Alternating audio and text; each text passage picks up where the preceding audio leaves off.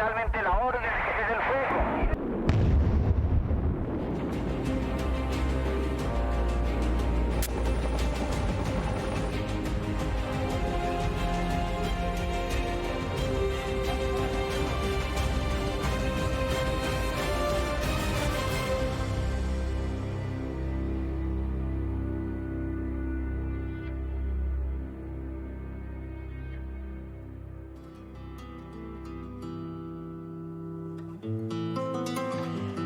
Años de la toma al Palacio de Justicia, transmisión especial de Noticias RCN, y yo los saludo a esta hora desde la Plaza de Bolívar, el lugar que en 1985 era escenario de guerra, terror, miedo, zozobra, incertidumbre. Las frases se nos quedan cortas.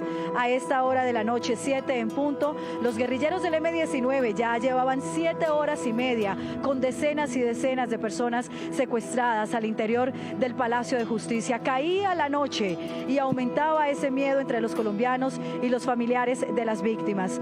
Hoy, 40 años después, el escenario es otro y nos escuchamos al fondo los homenajes que avanzan allá en el Palacio de Justicia. En minutos comenzará la proyección de videos de las víctimas, de las 100 personas que fueron asesinadas en esa cruenta toma del M-19 y la retoma militar. A lo largo de esta emisión estaremos mostrándoles a todos ustedes cómo avanza esa proyección de esas imágenes y los homenajes que se realizan a esta hora aquí en el centro de Bogotá. Pero José Manuel, ¿qué le parece si nos devolvemos a ese año tan triste para los colombianos, a ese 1985? Porque recordar también es hacer justicia, José Manuel. Pues miren ustedes, desde el minuto cero, el asalto al Palacio de Justicia por parte del M-19 que inició la violenta arremetida, que no se nos olvide, y la posterior respuesta de la fuerza pública marcaron una cadena de hechos que durante 28 horas pusieron a magistrados y a cientos de civiles frente al más cruento ataque que se haya visto en una ciudad colombiana. Basados en el informe final de la Comisión de la Verdad, Nancy Velasco reconstruyó lo que ocurrió durante la ocupación de este símbolo de la justicia.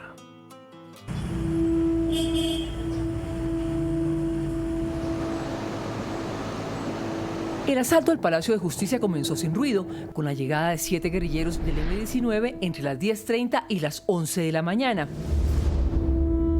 Iban de civil y armados, pero la máquina detectora de la entrada había sido retirada pocos días antes. Entran unos primeros guerrilleros para tomar posiciones estratégicas del segundo, del tercer piso y avisar al comando que estaba cerca a Palacio de que ya podían entrar, que ya habían llegado los magistrados y que ya podían entrar. Hacia las 11:30, 2 vehículos con 28 guerrilleros irrumpieron en el parqueadero con acceso por la carrera octava. Abrieron fuego de manera indiscriminada, asesinaron a 2 vigilantes y fueron enfrentados por escoltas de los magistrados. Subieron a tomarse el palacio piso por piso, secuestraron a los magistrados, amarraron a los magistrados. Hermano, de una, muéstrame el micrófono. ¿Ok? Bueno, listos. Venga, sin correr, sin correr, sin correr. A escasos 300 metros, en la casa de Nariño, el presidente Belisario Betancur fue enterado casi de inmediato, pero dio las primeras instrucciones a la 1 de la tarde. Sin embargo, antes de esa hora, ya habían llegado 8 tanques. Es que imagínense ustedes que habían 500 personas al principio, todas con el mismo valor humano. El plan para recuperar el Palacio de Justicia fue ordenado desde la Brigada 13 y tuvo un movimiento inicial del batallón Guardia Presidencial. Todo el mundo sabía que se iban a tomar la Corte Suprema. Entonces el operativo de respuesta a la toma ya estaba definido, ya estaba decidido. ¿Quién iba a hacer qué? Antes de la 1:30 de la tarde entró por la puerta del sótano el primer tanque, un Urutu con 9 militares que además fue escudo para el ingreso de 14 soldados del Guardia Presidencial. Un golpe a la entrada le tumbó la ametralladora y fue recibido con explosivos. Ahí se produjo el primero de 3 incendios. La Casa del Florero se convirtió en el cuartel general de la Fuerza Pública con el general Jesús Armando Arias Cabrales a la cabeza. Hacia las 2 de la tarde, un tanque cascabel derribó la puerta de la entrada principal del Palacio de Justicia. Entró seguido de otro tanque y al poco rato por esa misma puerta ingresaron otros 2. De ahí hasta las 10 de la noche continuaron entrando por el frente y por el sótano. Los guerrilleros, a órdenes de los cabecillas Andrés Almarales y Luis Otero, se concentraron en el tercer y cuarto piso, que se convirtieron entonces en blanco de bombardeos de los tanques y de una lluvia de balas.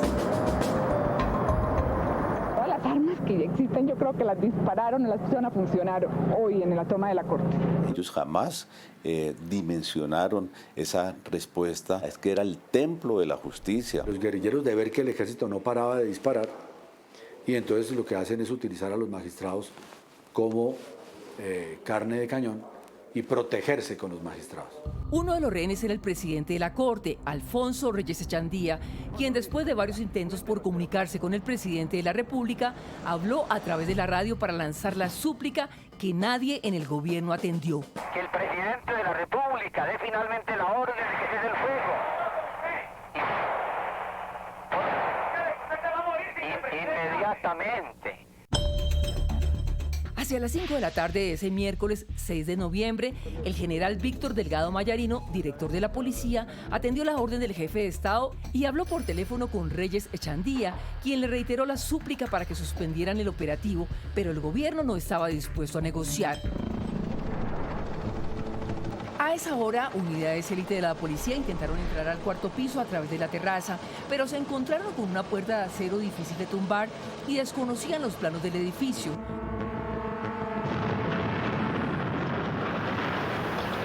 Ya para ese momento había comenzado el rescate de personas atrapadas en el segundo y en el primer piso y la salida de quienes lograron hacerlo por sus propios medios, como algunos ocupantes del tercer piso, para llegar a la puerta principal donde estaba la fuerza pública. Yo pensé que no salía de ahí. ¿Cuántos guerrilleros calculó usted que había dentro? No sé, eso era una... ¿Pero cuál fue el momento más crítico? Un segundo incendio al final de la tarde del 6 de noviembre obligó a salir a personas escondidas en los primeros niveles. Es probable que este se haya producido, al igual que la fatal conflagración del cuarto piso, por las numerosas y poderosas cargas explosivas, los disparos de rockets al interior y desde la parte externa del Palacio de Justicia, o incluso que haya sido provocado deliberadamente. El peor incendio fue el que inició en la noche en el cuarto piso y se convirtió en una amenaza tan grande para los rehenes como los disparos de los guerrilleros y las acciones de la fuerza pública. La tragedia sucedió básicamente el 6 de noviembre. ¿Por qué?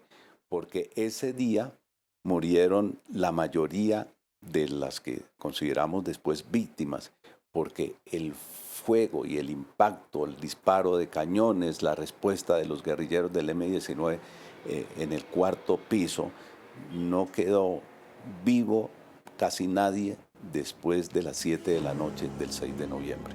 En las horas finales, unas 60 personas fueron llevadas a un baño de 20 metros cuadrados entre el segundo y tercer piso, que se convirtió en el último lugar de resistencia de los asaltantes. Su vida parecía ser lo que menos importaba. Y deciden enviar un emisario, los que están en el baño, para que contacte a la Cruz Roja e informe que todavía hay rehenes, que todavía hay magistrados, y ahí la fuerza pública y el ejército identifican dónde es que los tienen y empiezan a disparar el tanque contra los baños.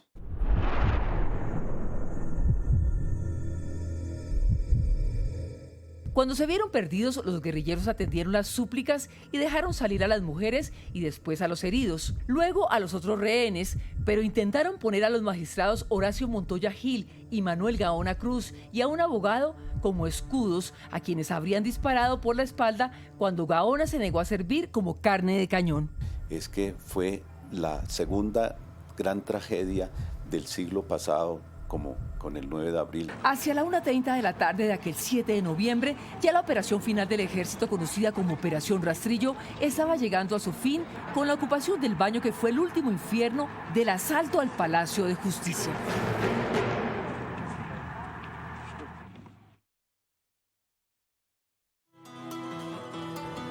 Mauricio Gaona es hijo del inmolado presidente de la Sala Constitucional de la Corte y el vivo recuerdo de la crueldad de Pablo Escobar tocando a la puerta de su casa para lanzar amenazas contra toda la familia. La mañana del 6 de noviembre de 1985, él vio por última vez a su padre cuando salía rumbo al Palacio de Justicia con la ponencia que dejaba en firme la extradición debajo del brazo. Felipe Quintero conversó con él.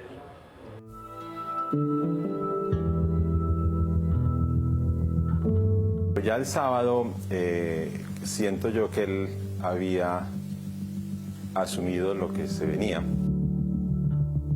La imagen que yo más recuerdo es que llevaba esa ponencia de extradición bajo el brazo. El abogado Mauricio Gaona desde los 10 años aprendió a convivir con el miedo, con la zozobra de ser víctima de una bomba. Su infancia pasó en carros blindados, chalecos antibalas y el ruido incesante de una máquina de escribir Olivetti de su padre, el presidente de la Sala Constitucional de la Corte Suprema de Justicia en 1985.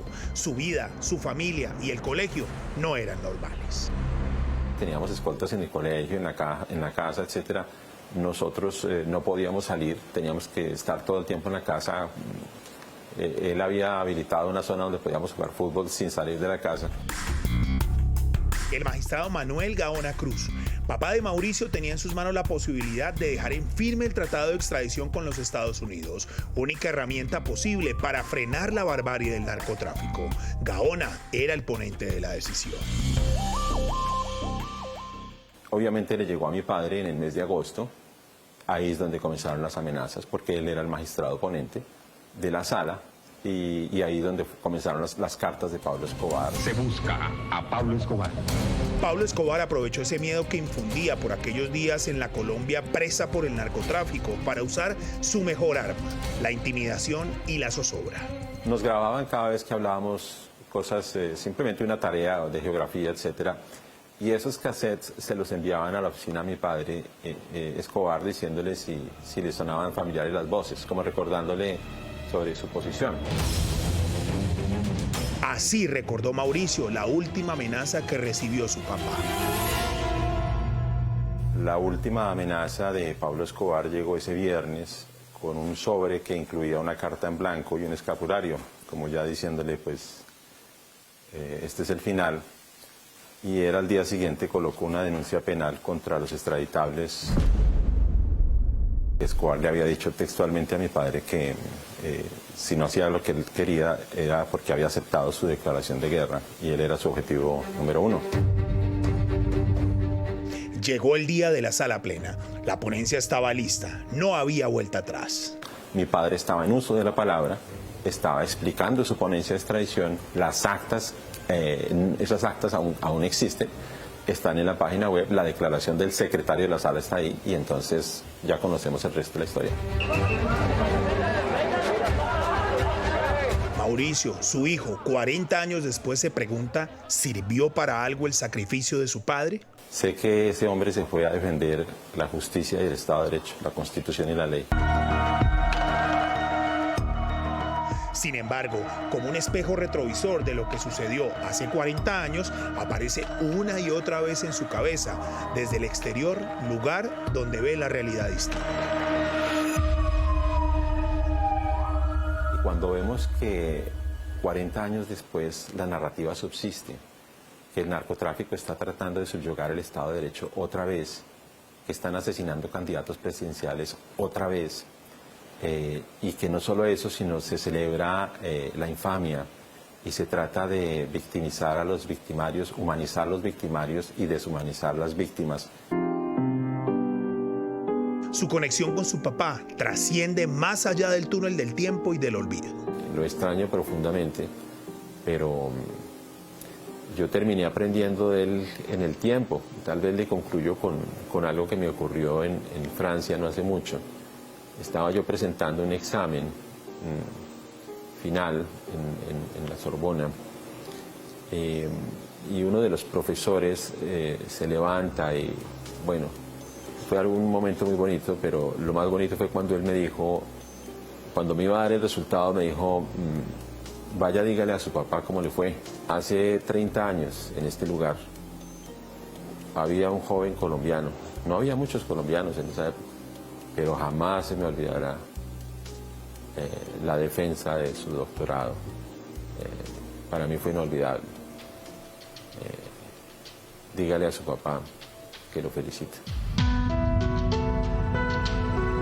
En medio de la nostalgia que lo embarga, el profesor Gaona tiene su verdad de lo que sucedió ese fatídico 5 y 6 de noviembre de 1985.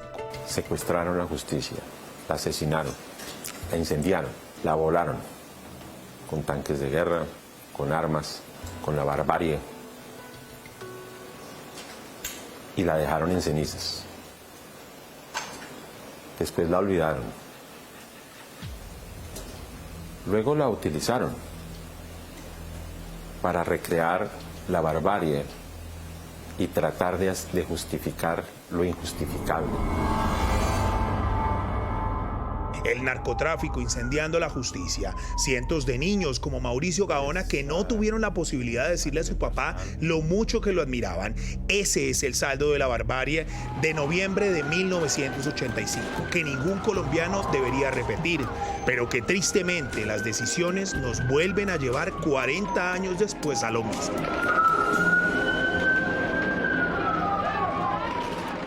Una de las investigaciones más importantes para esclarecer lo ocurrido en la toma del Palacio de Justicia empezó 20 años después y debía establecer qué ocurrió con los 11 desaparecidos.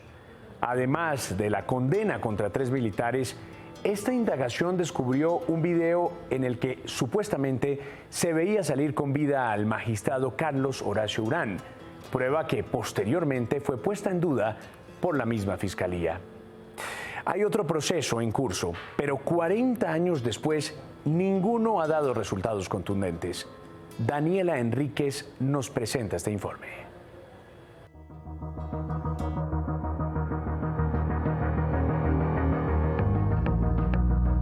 Encontrar pieza por pieza las verdades que quedaron bajo las cenizas o que en algunos casos estaban tan desaparecidas como los rostros que las autoridades desesperadamente intentaban encontrar fue, sin duda, una de las batallas más dolorosas que dejó este episodio en la justicia colombiana.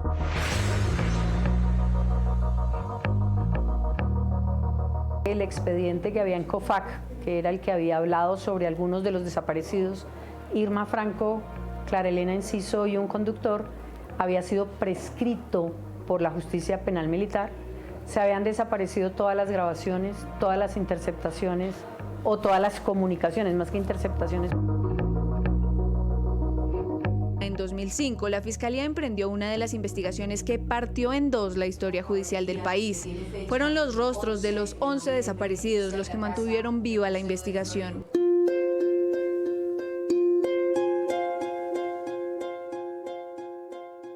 Salen Carlos Rodríguez, Carlos Augusto Rodríguez Vera, Irma Franco Pineda, Cristina del Pilar Guarín, Bernardo Beltrán, David Suspecelis, Gloria Estela Lizarazo. Y estas personas han sido reconocidas por sus padres, por su madre, por sus familiares.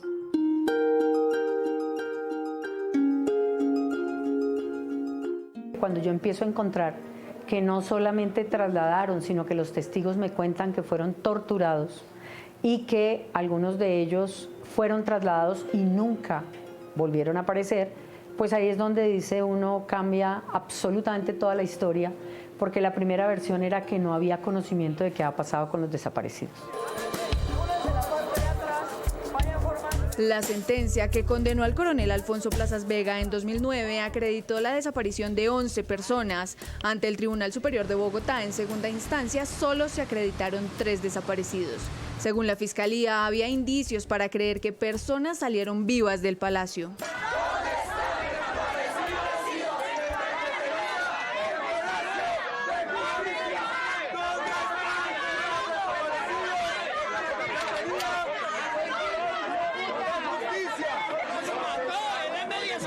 Aquí hay una abogada sospechosa y le dice a Sadovni que si aparece la manga no aparezca el chaleco. Orden de desaparición clara y dura. Esperamos que si está la manga no aparezca el chaleco, cambio. En 2014, por unanimidad, la Corte Interamericana de Derechos Humanos responsabilizó a Colombia por 10 desaparecidos, pero también por torturas, violaciones a derechos humanos e incluso por la ejecución del consejero de Estado Carlos Horacio Urán. Más de 2 décadas después se encuentran estos videos, incluso uno en poder de Plazas Vega, en donde se veía que mi papá salía vivo del Palacio de Justicia, lo cual pues iba en contravía a la versión oficial que decía que él había muerto dentro del palacio por un cruce de balas.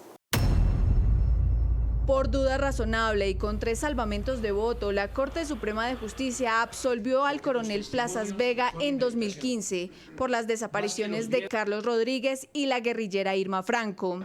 Esa misma Corte confirmó en 2019 la condena a 35 años de cárcel contra el general en retiro Jesús Armando Arias Cabrales. Pero 34 años después, la Fiscalía General, en un giro contra sí misma, aseguró que en el Palacio de Justicia no hubo desaparecidos, sino malas prácticas. En otras palabras, que los muertos fueron entregados a sus familias con nombres equivocados. De ser cierto lo que yo estoy presumiendo y de ser cierto lo que el tribunal considera que es prueba suficiente, no existen desaparecidos de la cafetería. 40 años después, han aparecido algunos de los que salieron vivos del Palacio de Justicia en algunas fosas y otros se han desaparecido porque al no corresponder a los restos que estaban en esas fosas donde ha habido identificación, pues tenemos el caso de un magistrado que llevan rezándole 37 años y en el año 38 se enteraron de que no era su familiar. En 2019, el tribunal confirmó la condena contra 8 miembros del M-19 por los delitos de homicidio y tentativa de homicidio contra 36 víctimas, la mayoría magistrados de la Corte. Mientras que contra la fuerza pública hay activas 4 condenas, entre ellas las de los generales Jesús Armando Arias Cabrales e Iván Ramírez Quintero. ¿No le puedo hacer una preguntita? Para la Fiscalía hoy en día hay 16 personas desaparecidas por los hechos relacionados a la toma, es decir, personas cuyos cuerpos no aparecen. De esas, la única víctima de desaparición forzada sería la guerrillera Irma Franco. Los generales Arias Cabrales y Ramírez Quintero tocaron las puertas ante la JEP. Si bien ante este tribunal no hay investigaciones abiertas sobre el Palacio de Justicia, sí las hay sobre el papel que jugó la inteligencia militar en la época. La JEP los expulsó por su poca contribución a la verdad. Una pregunta, ¿usted cree en la justicia colombiana? Los despachos de la Fiscalía tienen 4 líneas de investigación: por desaparición y homicidios, por la tortura contra 11 personas por parte de la fuerza pública, por las muertes de 10 policías y militares durante la toma y finalmente por las amenazas y hostigamientos que sufrieron las familias de los desaparecidos durante años. 4 décadas después, con un reloj en el que parece que la justicia llega tarde, el reto no es cerrar los cientos de expedientes, sino sanar una verdad que Colombia carga a sus espaldas y que sigue esperando justicia.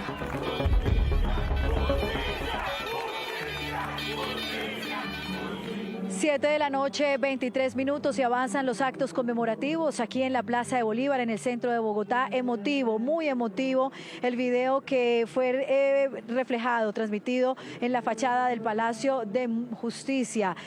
Se relató el minuto a minuto de lo que surgió y por supuesto aconteció en esos días, el 6 y el 7 de noviembre de 1985. Los mensajes, las palabras, las músicas, por supuesto, llegan al corazón. Estos son los homenajes que se realizan a esta hora aquí en el centro de Bogotá. Hablamos del coronel Luis Alfonso Plazas Vega, este militar que dirigió parte de la operación de la retoma aquí en el Palacio de Justicia tras el ingreso del M-19 sobre las 11:30 de la mañana de ese 6 de noviembre de 1985. Los últimos años los pasó en los estrados judiciales tras las denuncias de desapariciones y también de torturas. Fue condenado a 30 años de prisión. Tiempo después, absuelto por la propia Corte Suprema de Justicia.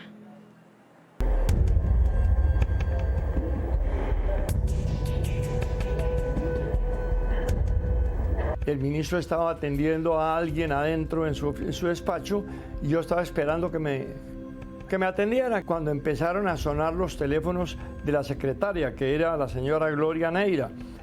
Y entonces ella me dijo, coronel, que la guerrilla se tomó el Palacio de Justicia.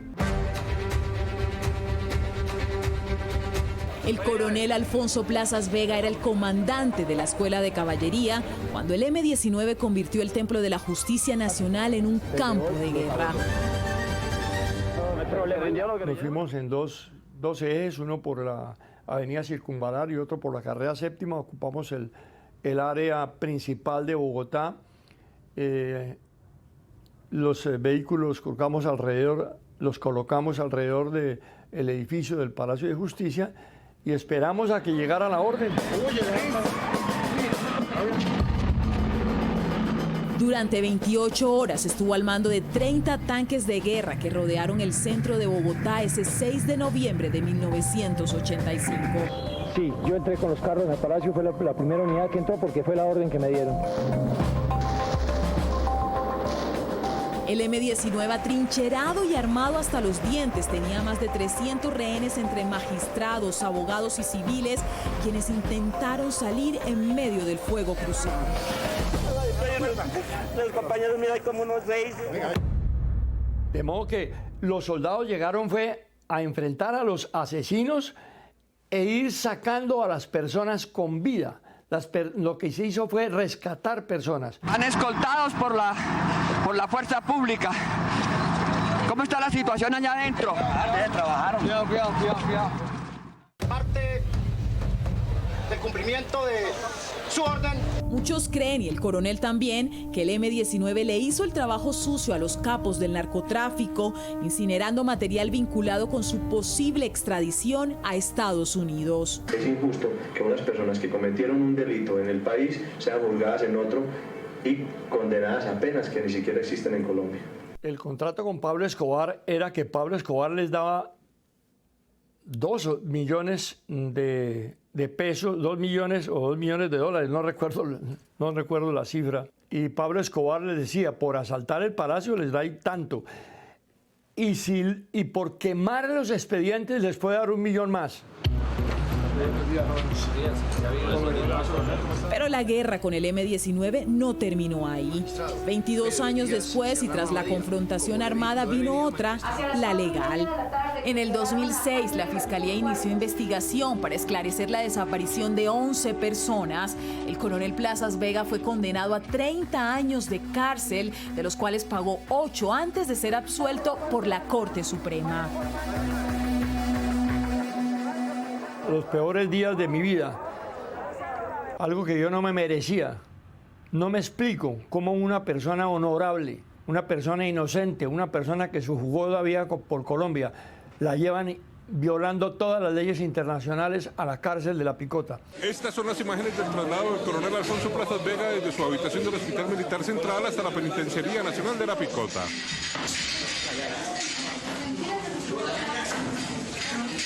¡Narcotraficantes asesinos! ¡Narcotraficantes asesinos!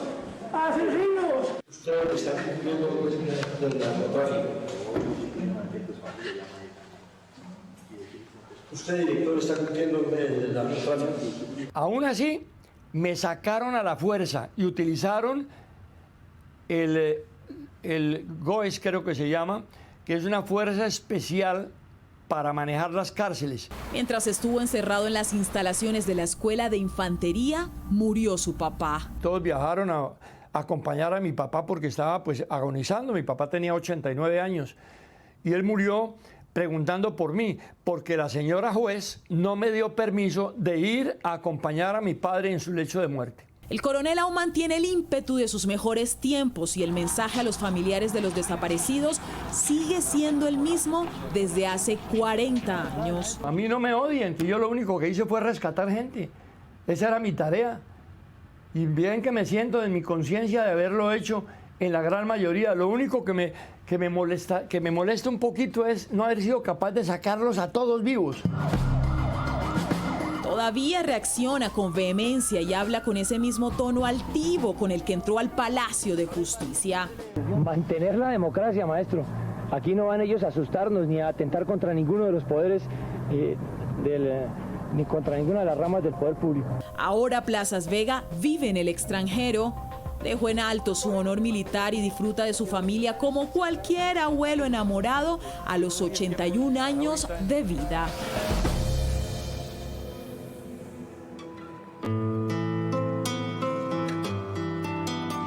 Que se hable del Palacio de Justicia, una frase clara y contundente que se proyecta en la fachada precisamente de ese palacio que hace 40 años fue escenario de dolor y de muerte. Y claro que vamos a seguir hablando del Palacio de Justicia y de lo ocurrido en 1985. Esa es una obligación de todos los colombianos y también de las nuevas generaciones, conocer lo que pasó durante esos 2 días en el corazón de la justicia colombiana. Es una obligación de todos y como medios de comunicación así lo haremos. Y como lo hemos dicho aquí en Noticias RCN, recordar también es hacer justicia. Avanzan los homenajes, pero también decirles que mañana habrá diferentes actividades aquí en la Plaza de Bolívar. Si ustedes quieren acompañarlas, desde muy temprano se realizará el acto que presidirá la Corte Suprema de Justicia, después un conversatorio por parte de la Corte Constitucional sobre el mediodía. También habrá una misa en la Catedral Primada de Colombia que transmitirá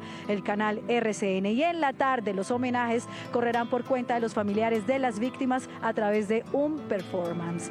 Nosotros hacemos una pausa, pero ya regresamos con más Noticias RCN y aprovechamos este mensaje para agradecer al presidente de la Cámara de Representantes por haber cedido el espacio del informativo de la Cámara para esta transmisión especial de Noticias RCN por los 40 años de la toma al Palacio de Justicia. El programa de la Cámara será emitido después de Programa La Noche. Ya volvemos con más Noticias RCN y la transmisión especial de esta fecha histórica para Colombia. 40 años de la toma al Palacio de Justicia por parte del M-19. Ya volvemos.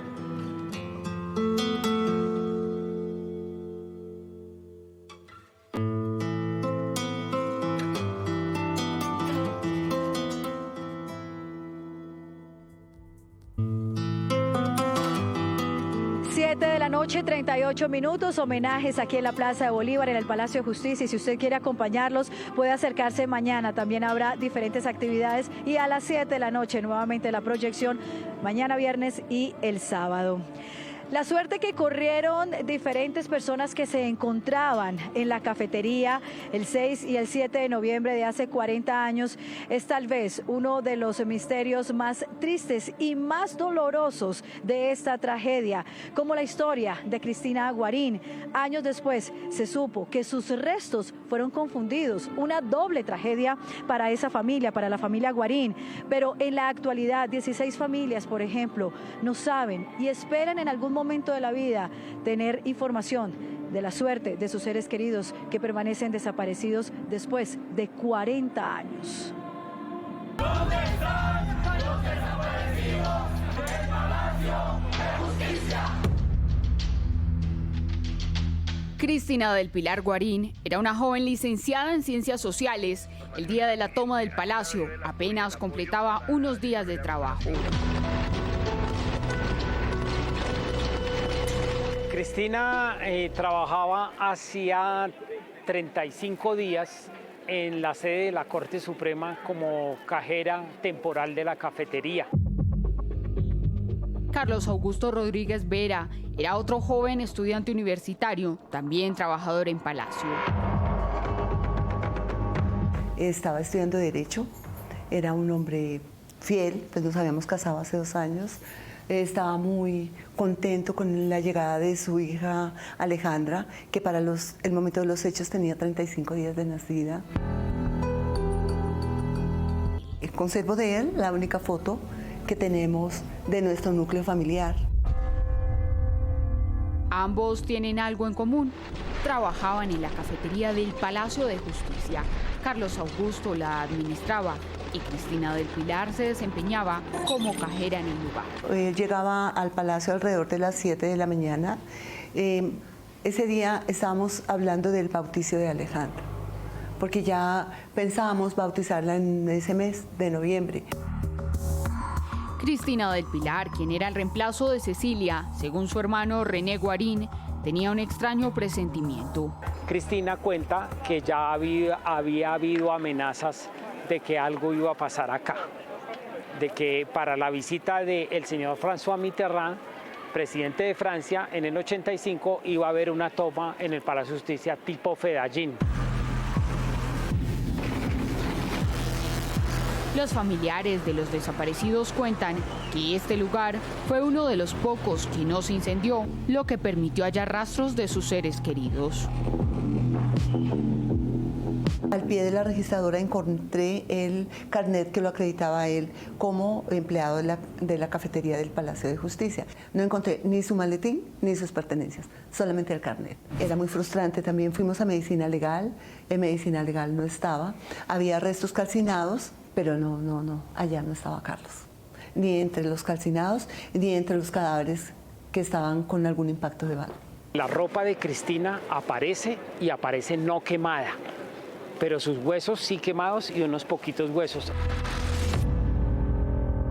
En medio de las investigaciones se construyeron relatos sin confirmar que en la cafetería se alistaba gran cantidad de alimentos para abastecer a los guerrilleros del M-19 durante una larga toma y que posiblemente allí había personas infiltradas. Eso siempre se dijo, pero eso nunca se ha podido comprobar. Si nuestros familiares hubiesen sido cómplices, nosotros seguramente hubiésemos tenido que ir a todas esas instancias a declarar, hubieran allanado nuestras casas. A mi casa nunca nadie nos visitó. Otro de los relatos, que también se convirtió en mito, relata que algunos trabajadores de la cafetería salieron con vida. Hay quien dice haberlos visto cruzar entre el palacio y la casa del florero, donde habrían desaparecido. Y este era prácticamente un cantón en donde se hacían todas las operaciones de inteligencia y de registro de las personas sospechosas. Ahí aparece Cristina del Pilar Guarín, reconocida por sus familiares. Hay un video en el que se lo ve claramente a él saliendo desde el Palacio de Justicia, siendo conducido hasta la Casa del Florero. Mi papá fue conducido al Cantón Norte, es decir, a las caballerizas que quedan en la 100 con séptima en la ciudad de Bogotá. Allí fue torturado. Ellos dicen pues que él falleció durante las torturas. Viene Carlos Augusto Rodríguez Vera, que está allí en esa toma. El informe de la Comisión de la Verdad determinó que rehenes que salieron con vida del palacio, a quienes las Fuerzas Armadas calificaron como especiales, fueron trasladados a este museo, que en ese entonces fue apropiado por el Ejército como el Centro de Operaciones Logísticas contra Insurgencia. Si esas paredes hablaran, podrían decir quién hacía los interrogatorios, quién pateaba la... 40 años han pasado desde los hechos y estas familias viven la doble tragedia, el crimen y la desaparición. A mi papá 40 años después le diría que lo amo inmensamente y que parte de lo que le sucedió a él, parte de su desaparición forzada, es lo que le ha dado un sentido a mi vida. Los restos de Cristina del Pilar fueron hallados 30 años después en la tumba de otra víctima. Este proceso fue difícil porque fue ver desaparecer a mi hermana siendo un hombre de 22 años y 31 años después recibo una caja pequeña como con 15 fragmentos óseos. 40 años han golpeado con fuerza la fe y la esperanza en la familia de Carlos Augusto, que hoy dudan en la posibilidad de que para ellos exista la verdad o la reparación. 7 de la noche, 45 minutos. En distintas ciudades del país también se rindieron homenajes por las víctimas del Palacio de Justicia. El Tribunal Superior de Bogotá, aquí en la capital, también rindió un tributo a los 11 magistrados asesinados. Nosotros las víctimas no éramos más que un montón de basura entre dos bandos enloquecidos. Es la voz de Carlos Betancur, expresidente del Consejo de Estado, quien relata cómo sobrevivió la brutalidad de la toma del Palacio. Con este discurso, el Consejo de Estado dio inicio a una serie de homenajes que conmemoraron los 40 años del Holocausto. Aún hay cicatrices por este episodio oscuro de la vida nacional. Yo creo que aún hay capítulos que es necesario esclarecer. Hay responsables que deben todavía el país conocer. Junto a él, las autoridades judiciales rindieron tributo a los 11 magistrados asesinados. Tras 40 años, el Palacio abre sus puertas a los visitantes en uno de los principales homenajes, el Museo de la Memoria. La muestra, que estará abierta al público, expone lo que quedó de los documentos luego del incendio. En Bogotá, los juzgados de Palo Quemado también acompañaron los homenajes con las banderas a media asta, mientras que a pocos pasos del Palacio, en el Congreso de la República, se rindió una Eucaristía en homenaje a la vida, a la memoria y a las víctimas. Se ha hecho un homenaje póstumo con un pergamino que se entregará el día de mañana al presidente de la Corte Suprema en la Eucaristía que la Corte tiene preparada en la Catedral Primada. En otras regiones, como en Popayán, Montería y Valledupar, también hubo conmemoraciones. Hoy más que nunca reafirmamos que la justicia no puede ser silenciada y que la memoria es la base de un país que aspira a sanar y a reconciliarse con su pasado. Este viernes las altas cortes realizarán homenajes en la Plaza de Bolívar desde las 9 de la mañana. Las víctimas participarán con muestras artísticas luego de una Eucaristía en la Catedral Primada.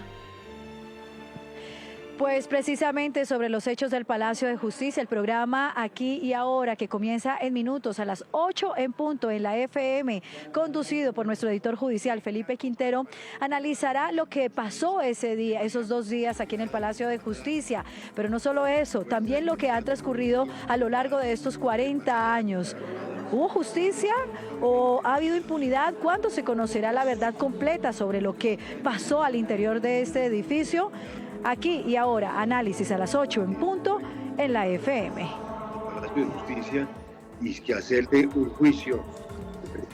Muy bien, a esta hora hacemos una pausa para comerciales, pero ya regresamos con más de los homenajes que se adelantan a esta hora en el Palacio de Justicia, cuando decenas de familiares de las víctimas, de las 100 víctimas asesinadas hace 40 años se reúnen y con velas también buscan rendir un homenaje y recordarlos y decirles al país que ellos siguen presentes en el corazón de los colombianos. Hacemos una pausa, ya volvemos.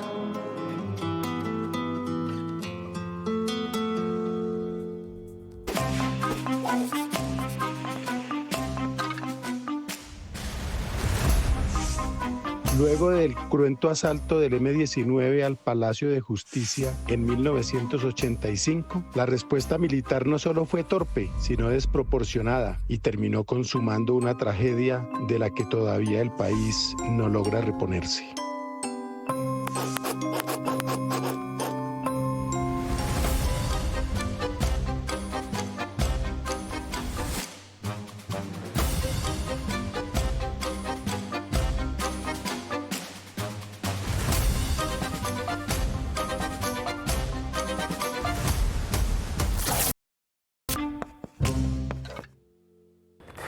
Pues este especial periodístico ha sido cuidadosamente elaborado por periodistas, productores, editores, diseñadores gráficos, bajo el empeño y la dedicación de Alejandro Callejas.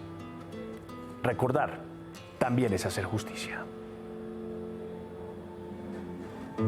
Pues así es, José Manuel, un trabajo periodístico que nos permite tener en la memoria muy presente esto ocurrido hace 40 años. Y mucha atención porque Noticias RCN acaba de conocer que mañana sobre el mediodía el Consejo de Estado emitirá un trascendental fallo después de una sala extraordinaria sobre la presunta posible responsabilidad del Estado en estos hechos. Nosotros nos despedimos en esta transmisión especial, pero ¿qué tal la imagen de la superluna, la luna llena de noviembre que acompaña los actos conmemorativos aquí en la Plaza de Bolívar? Feliz noche para todos. Gracias por habernos acompañado.